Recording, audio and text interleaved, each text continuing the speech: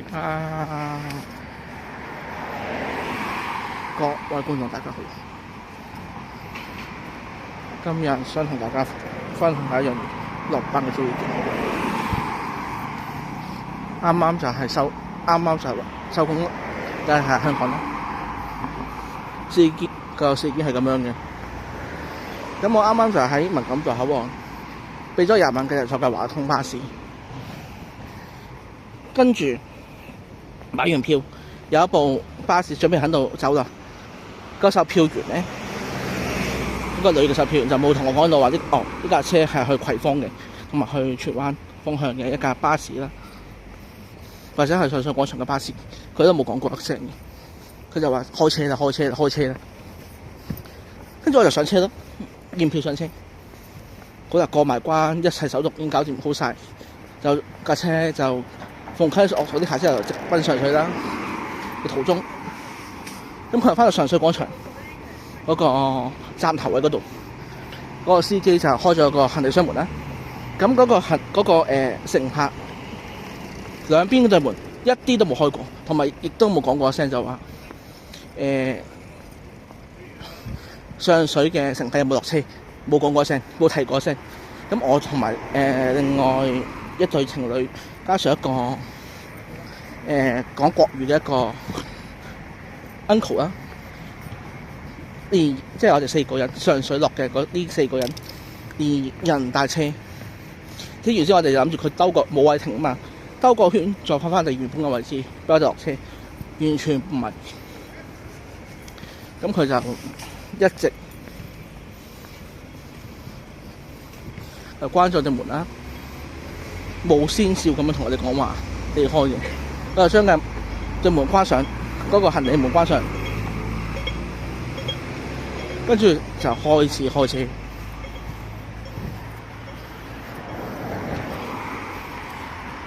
開車一直開，咁就嚟個迴旋處嗰度一直往左邊方向行駛，即係到咗嗰個上水廣場火車站火車交界處，直對上個高速路嗰度，即係新旺路嗰個迴旋處嗰度。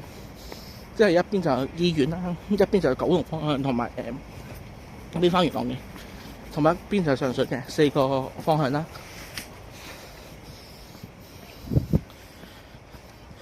然之後下覺得唔對路啦，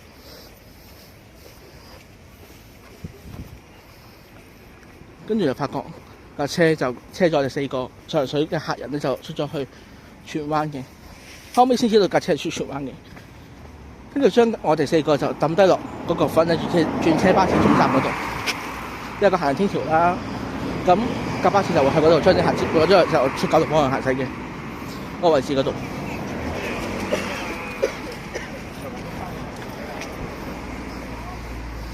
好啦，跟住佢就咁將喺嗰度抌低我哋4個人啦。嗰度即係出上，即係嗰個九龍方向噶嘛，我哋又唔啱。跟住後尾我就同嗰個另一個人乘客就行上個天橋嗰度，就往對頭方向行。嗰邊嗰個天橋咧就係未整好嘅，我都照行噶啦。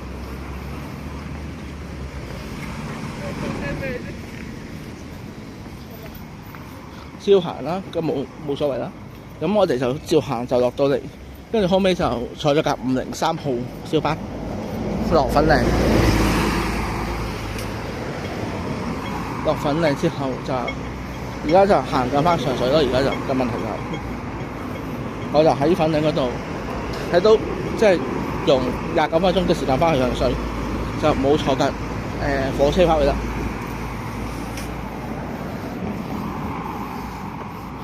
咁我而家就喺呢個咁嘅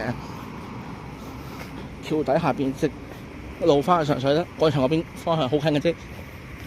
即係藉住呢件事咧，我係第一次發生咁嘅事情。即係我坐呢架巴士咁多年嚟都好，佢都上去廣場都照樣俾我哋落車，照樣開門嘅，都冇發生過呢啲咁嘅事情。只係唯有今日第一次嘅啫。今日冇可能咁樣做噶嘛？你又首先第一嚟講，你要簡單嗰售票員嗰兩個女嘅，應該嚟同我哋講聲，即係就話俾錢嗰時候同我哋講話呢架車係出去荃灣嘅或者葵芳嘅，同我哋單一聲，就經上水嘅，你上呢架車。咁我哋預先準備下，就話呢架車原來唔係上水，唔係終點站嚟嘅，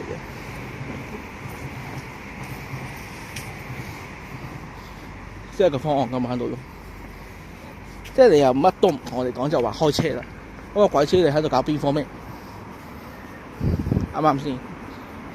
如果你提早同我哋講咗我哋個心理準備嘅話，都還好。第二 part 咧，個司機起碼你喺上水廣場，你起碼就會攞口講一聲話上水有冇人落車，或者你開個門，你連門都唔開嘅，就咁停喺度，即係咩意思？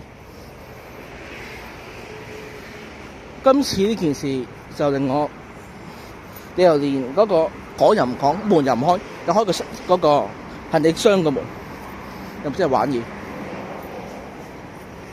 即係害咗我哋而家即係目的地入啱嘅方向。咁同時發生咗呢件事係成之後啦，後續咁日聽日就知道嗰個處理結果係點樣啦。跟住我打翻去嗰個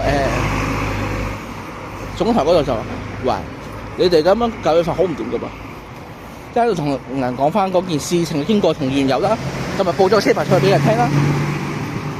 報完之後，就等個結果聽日先會處理嘅。即係我唔明白點解會發生咁離譜嘅一件事情。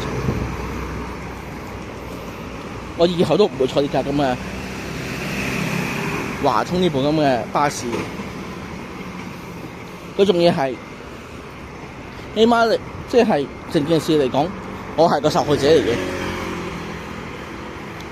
咁樣同大家反映翻一件咁嘅事情，而家都差唔多都行到去交界處啦，一直係咁往住個下路方向嗰個粉嶺村嗰度，跟住行出去。